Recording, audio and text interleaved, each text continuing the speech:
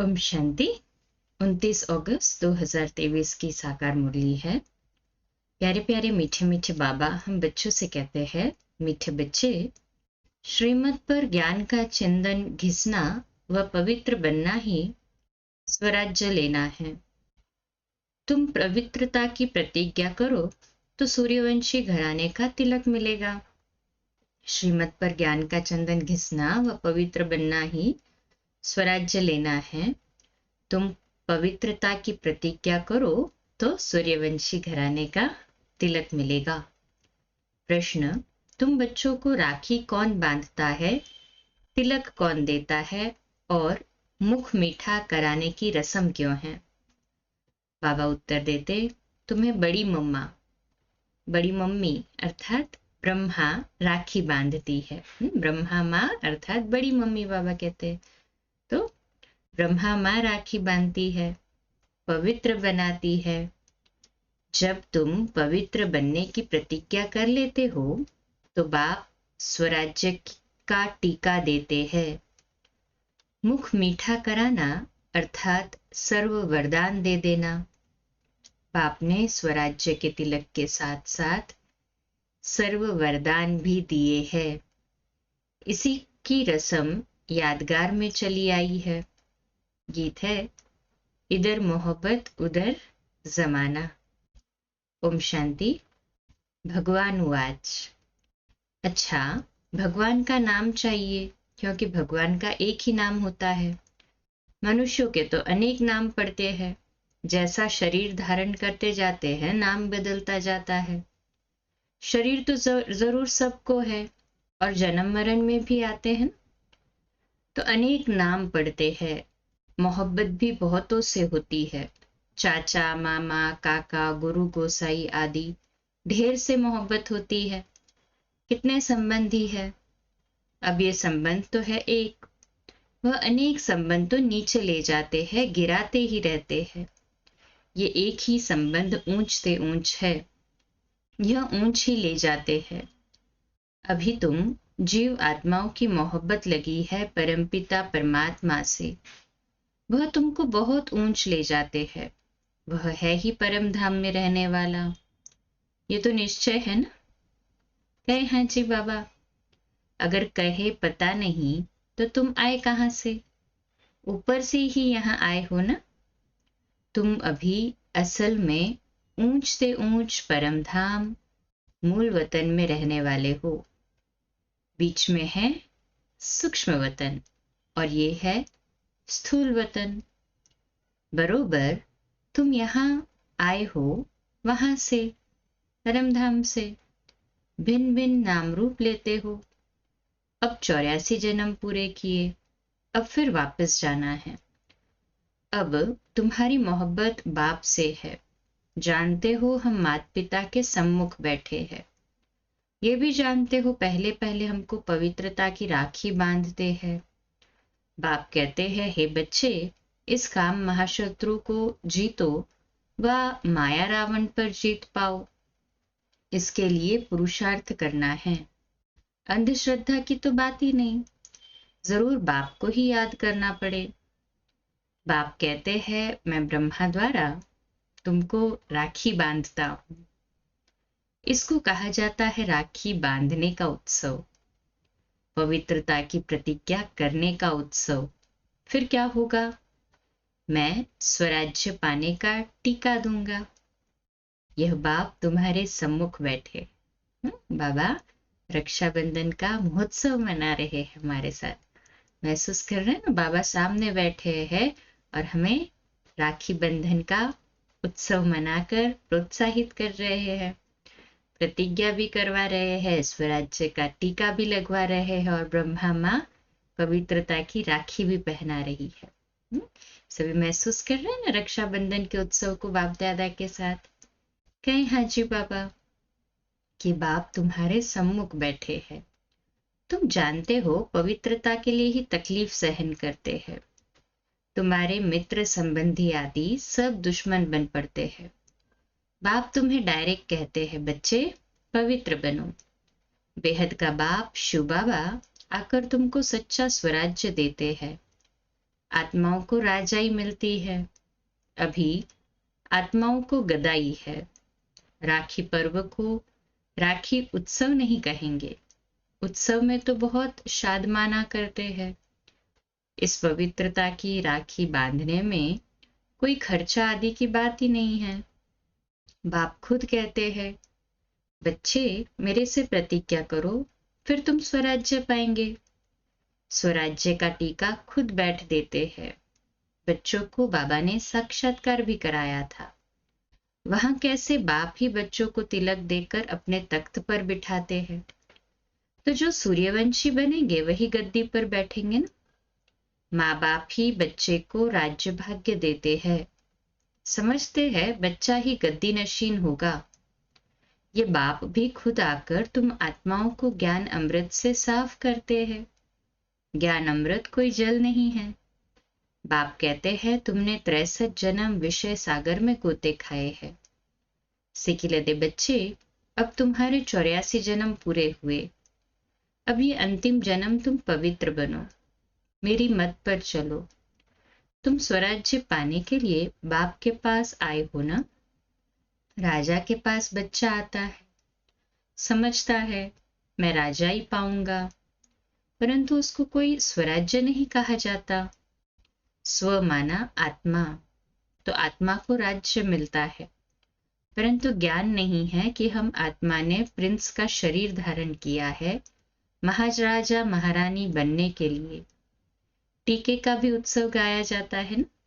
बच्चे ज्ञान चंदन घिसे पवित्र बने, श्रीमत पर चले तो बाप टीका लगाएंगे। बाप खुद तो राज्य नहीं लेते हैं ना, खुद गद्दी पर भी नहीं बैठते हैं। ऐसा बाप कभी देखा जो बच्चों को गद्दी पर बिठाते हैं, खुद नहीं बैठते हैं। ये ब्रह्मा भी पुरुषार्थी है, शिव बाबा है पुरुषार्थ कराने वाला। ये अपनी बड़ाई कुछ भी नहीं करते हैं। शिव बाबा अपनी बड़ाई न करते ना ही ब्रह्मा बाबा अपनी बड़ाई करते हैं। शिव बाबा आकर इनको भी हीरे जैसा बनाते हैं। तो मुख्य बात है पवित्र रहना। भले घर में इकट्ठे रहते हो लेकिन पवित्र रहो। बाप ने ये रुद्र ज्ञान यज्ञ रचा है।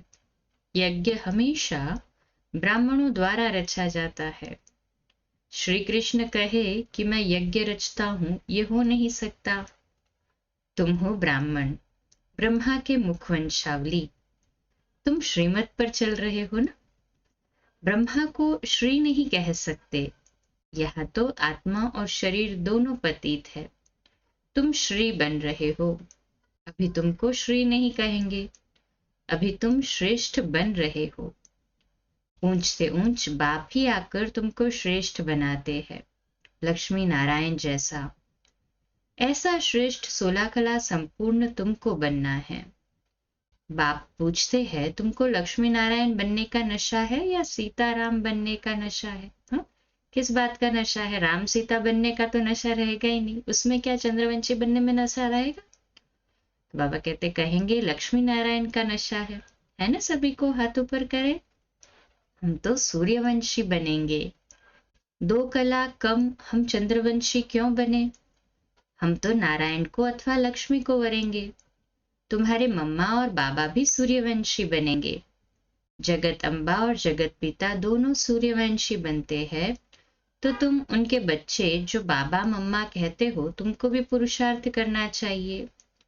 बाबा टीका भी लगाते हैं और मुख भी मीठा कराते हैं, अर्थात तुमको वरदान देते हैं।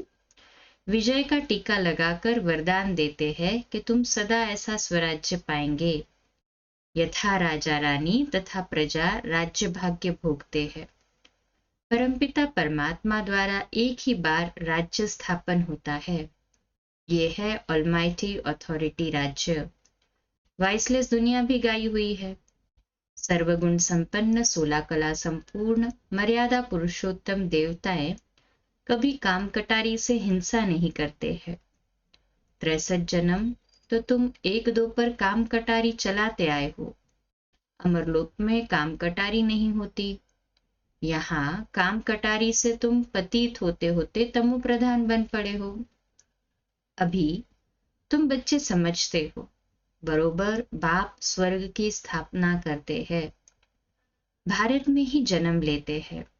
बाप ने वैकुंठ की सौगात लाई है, आधा कल्प रड़ियां मारी है। ओ गॉड फादर रहम करो, मेहर करो। भक्ति मार्ग में गाते हैं ना, सतयुग में थोड़ी ही रड़ियां मारेंगे, वहां तो सदैव सुख है। दुख में सिमरन सब करे, सुख में करे न कोई।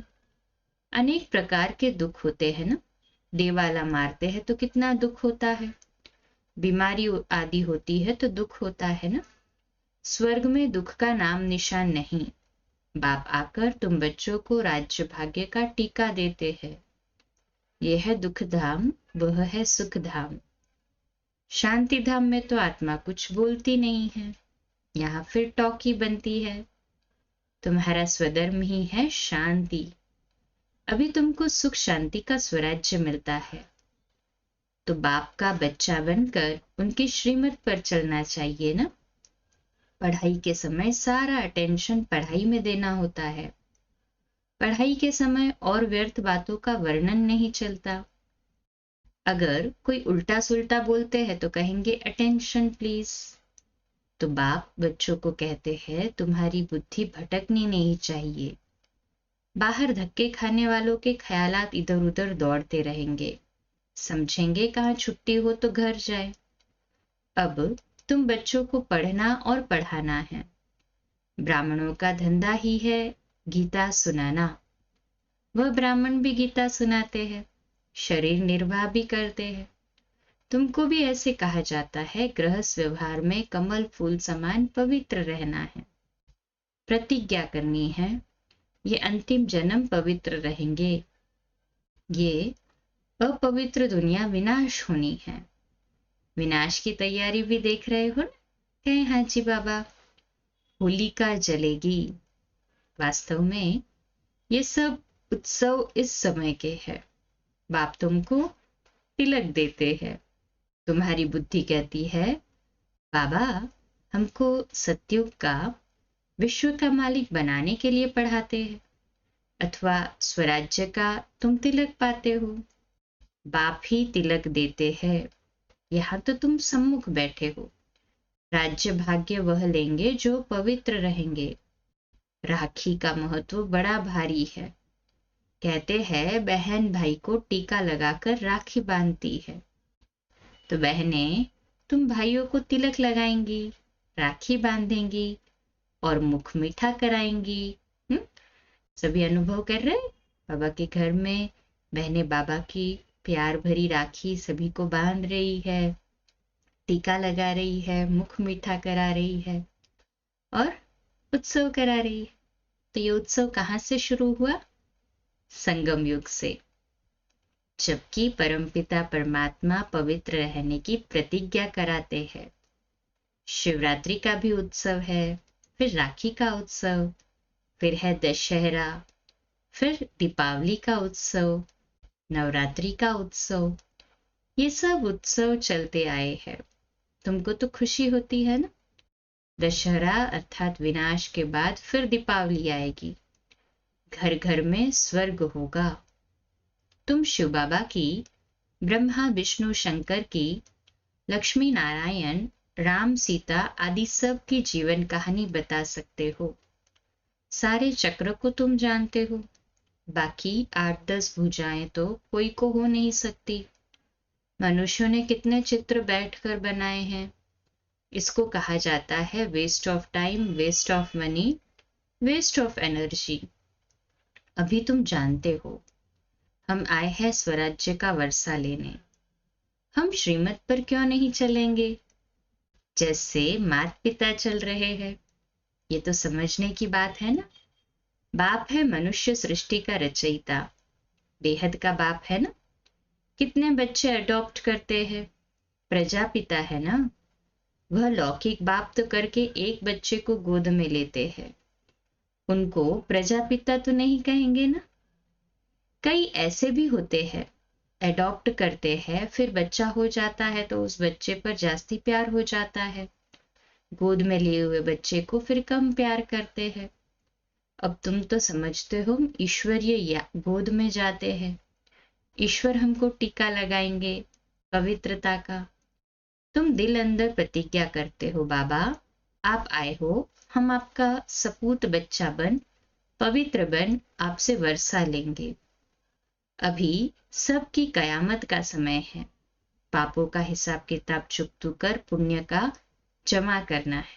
कर रहे हैं ना सभी पुण्य का जमा? कहे हाँ जी बाबा। बाप की याद से ही जमा होता है। जितना याद करते जाएंगे और अविनाशी ज्ञान रत्नों का दान करते जाएंगे तो खाता जमा होगा। जितना सर्विस करेंगे उतना जमा होगा। जमा होते होते राजधानी बन जाएगी। 8 है मुख्य रत्न। 8 रत्न का जेवर भी बनाते हैं ना। देवियों के साथ देवताएं भी होंगे ना, परंतु मेजॉरिटी माताओं की होने के कारण अधिकतर देवियों की पूजा होती है। अच्छा, राखी कौन बांधते हैं?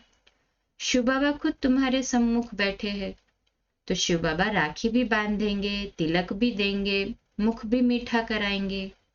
इसका मतलब तुम भविष्य में सदा सुखी रहेंगे। तुम फिर बाबा को सौगात देते हो ना। क्या सौगात देते हो? अपना सब कुछ। तो बाबा कहते हैं मैं फिर तुमको 21 जन्म का वर्षा देता हूँ। लेन देन का हिसाब है। बाबा सौदागर है, लेते क्या है और देते क्या है। कहते हैं ईश्वर अर्थ दान दिया क्योंकि जानते हैं ईश्वर भाड़ा देगा। बाप कहते हैं भक्ति मार्ग में भी मैं तुमको भाड़ा देता हूँ। अभी फिर डायरेक्ट आया हूँ, तुमको कितना अविनाशी रत्नों का दान देता हूँ। तुम भी फिर औरों को दान करते हो। तुम तो सब भाई भाई हो। तुमको फिर ये बड़ी मम्मी अर्थात ब्रह्मा माँ राखी बांधती है। बांधा सभी को बाबा ने, ब्रह्मा बाबा ने अर्थात बड़ी मम्मा ने राखी, बड़ी मम्मी ने राखी। कहीं हाँ जी बाबा। बाप तिलक लगाते हैं। ये माता पिता दोनों इकट्ठे हैं। माँ राखी बांधती है, बाप तिलक दे तो तुम राजा रानी बन जाएंगे। तुम्हारी मोहब्बत परमात्मा से है जो भारतवासियों को तिलक देने आया है। भारत को स्वर्ग किसने बनाया? बाप आया है ना। श्री कृष्ण तो है रचना नंबर 1 और शिव बाबा है रचयिता नंबर 1। तो तुम बच्चों को खुशी का पारा नाखून से चोटी तक रहना चाहिए। अच्छा, मीठे मीठे सिकिलदे बच्चों प्रति माता पिता बाप दादा का याद प्यार और गुड मॉर्निंग। रूहानी बाप की रूहानी बच्चों को नमस्ते। हम रूहानी बच्चों की रूहानी माता पिता बाप दादा को याद प्यार, गुड मॉर्निंग और नमस्ते। वाह बाबा वाह, शुक्रिया बाबा शुक्रिया। धारणा के लिए मुख्य सार है। पहली पॉइंट, दिल की मोहब्बत एक बाप से रखनी है, देहधारियों से नहीं, क्योंकि सर्व संबंधी एक बाप है। दूसरी पॉइंट, पढ़ाई के समय अपना फुल अटेंशन पढ़ाई में देना है, व्यर्थ बातों का वर्णन चिंतन नहीं करना है, बुद्धि को भटकाना नहीं है। हो गया ना सभी को पक्का? कहें हाँ जी बाबा। आज का मीठा वरदान, असोच बन बाप की शक्ति मदद के रूप में अनुभव करने वाले चिंता मुक्त भव। तो आज का स्वमान है मैं चिंता मुक्त आत्मा हूं। विश्लेषण, कई बच्चे सोचते हैं सेवा कैसे बढ़ेगी, अच्छे अच्छे जिज्ञासु पता नहीं कब आएंगे, कब तक सेवा की भागदौड़ करनी पड़ेगी, लेकिन सोचने से सेवा नहीं बढ़ती। असोच बन बुद्धि को फ्री रखो तो बाप की शक्ति मदद के रूप में अनुभव करेंगे और सेवा की वृद्धि स्वतः होगी। बाबा करावनहार है और करने के निमित्त मैं आत्मा हूँ। इसको कहते हैं असोच अर्थात एक की याद। उन्हें कोई चिंता हो नहीं सकती। जहां शुभ चिंतन है वहां कोई चिंता नहीं। स्लोगन, अपनी उपराम स्थिति द्वारा सर्व बातों से किनारा कर लो तो एक बाप के सहारे का अनुभव होगा। अच्छा, कम बोलो, धीरे बोलो, मीठा बोलो, सत्य बोलो, सोच समझकर बोलो। निमित्त भाव, निर्माण भाव, निर्मल वाणी। आज का नया दिन आप सभी को मुबारक हो, मुबारक हो, मुबारक हो। शुभ दिवस। आज रात्रि क्लास 8:45 बजे, कल सुबह अमृत वेला मेडिटेशन 3:30 से 4:30 और प्रातः मुरली क्लास 4:45 बजे। ओम शांति।